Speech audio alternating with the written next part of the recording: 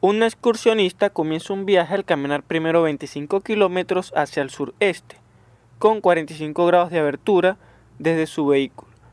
Se detiene y levanta su tienda para pasar la noche.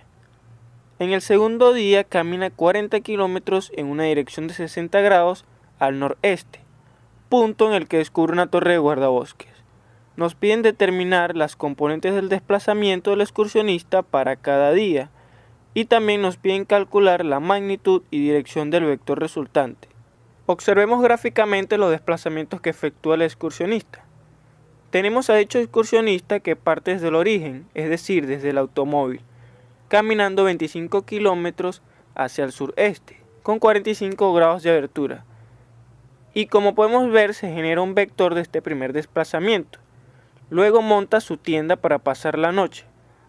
Después hace otro desplazamiento de 40 kilómetros, en esta ocasión con una abertura de 60 grados, generando el otro vector, punto en el que encuentra la torre de guardabosques. Hasta ahora tenemos solo dos vectores correspondientes a cada uno de los desplazamientos, pero falta uno, que sería el vector resultante, que es este amarillo que vemos aquí, que solo depende del punto inicial y el final de todos los desplazamientos. Vamos a llevar este problema a un plano de coordenadas para trabajar cómodamente. Aquí tenemos representados los vectores con sus características. Vamos a llamar A al primer vector de color rojo, B al vector de color azul y R al vector resultante. Pero vamos a trabajarlos de manera individual para que se aprecie mejor el procedimiento.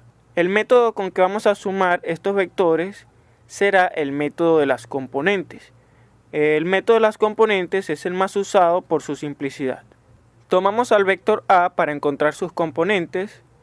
¿Y cómo lo hacemos? Bien, este vector va a tener una componente en X y una componente en Y, las cuales estarán proyectadas en los ejes de coordenadas. Imaginemos que una linterna ilumina el vector A de este modo. Se ha creado una proyección en el eje Y, que va a representar una de las componentes que se llamará AY. Ahora imaginemos otra linterna que ilumina por debajo. Crea una proyección en el eje X. Este será el otro vector, que será el vector componente AX.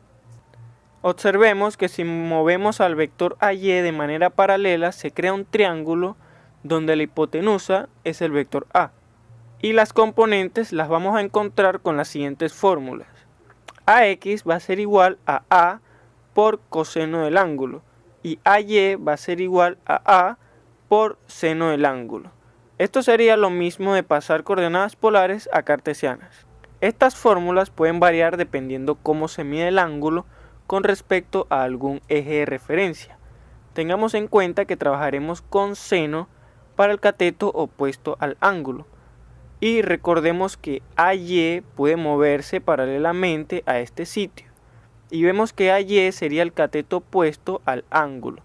Caso contrario, sería tomar el ángulo por aquí abajo con respecto al eje Y, y aquí el cateto opuesto sería AX, donde se invertiría la fórmula. Bueno, reemplazamos los datos en la fórmula, donde A es la magnitud del vector y θ va a ser el ángulo. Observen que he puesto el ángulo negativo, menos 45 grados, y es porque el ángulo está medido en sentido horario por debajo del eje X positivo, y estos ángulos se consideran negativos. También pude haber tomado el ángulo positivo midiendo desde el eje X positivo, en sentido contrario a las agujas del reloj. Este ángulo lo encontré sabiendo que cada cuadrante es de 90. Sumándolos tendríamos 360 grados, menos los 45 negativos, obtenemos 315 grados.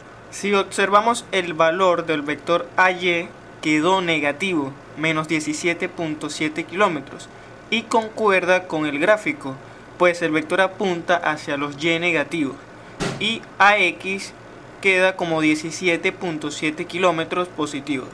Ahora vamos con el vector B, y hacemos el mismo procedimiento.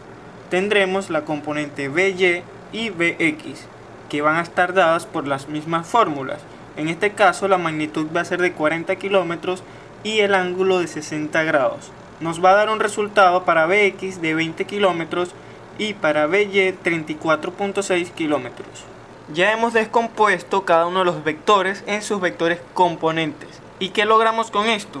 Que podamos sumar los vectores aritméticamente como números normales, pues la teoría nos dice que vectores paralelos se pueden sumar o restar aritméticamente como números cualquiera. Ahora vamos a encontrar las componentes del vector R o de la resultante, que va a ser R de X y R de Y, que serían los valores para X y Y de este vector. Y teniendo las X y la Y del vector, podemos pasar esto a coordenadas polares, pues porque necesitamos la magnitud y dirección del vector, y estas están dadas nada más por las coordenadas polares. Bien, ahora sumamos las componentes en X, es decir, AX más BX.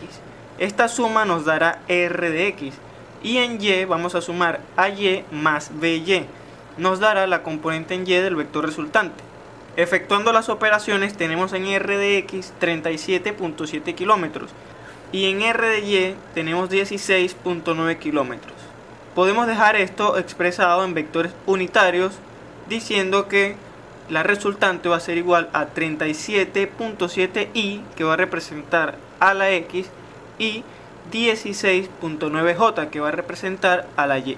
Si nos fijamos detenidamente, la resultante va a ser igual a la hipotenusa que forma este triángulo rectángulo, y los catetos serán R de X y R de Y. Por el teorema de Pitágoras encontramos fácilmente la magnitud, ya que tenemos los valores de los catetos. Entonces la resultante será igual a la raíz cuadrada de R de X al cuadrado más R de Y al cuadrado. Sustituyendo valores nos queda lo siguiente: 41.3 kilómetros, que vendría a ser la magnitud del vector resultante. Ahora lo que nos falta es el ángulo o la dirección que tiene este vector, que va a estar dado por la razón trigonométrica tangente del ángulo de R de Y entre R de X, o bien también se podría decir cateto opuesto entre cateto adyacente. Sustituyendo tenemos tangente del ángulo de 16.9 entre 37.7. Despejando el ángulo, es decir, pasando tangente del otro lado de la igualdad, como su función inversa tenemos arco tangente o tangente a la menos 1 de 16.9 entre 37.7. Esto nos dará el ángulo, que es de 24.1 grados. Este ángulo corresponde al vector resultante. Y con esto hemos terminado. Hemos encontrado la magnitud y dirección del desplazamiento resultante y las componentes para cada uno de los desplazamientos.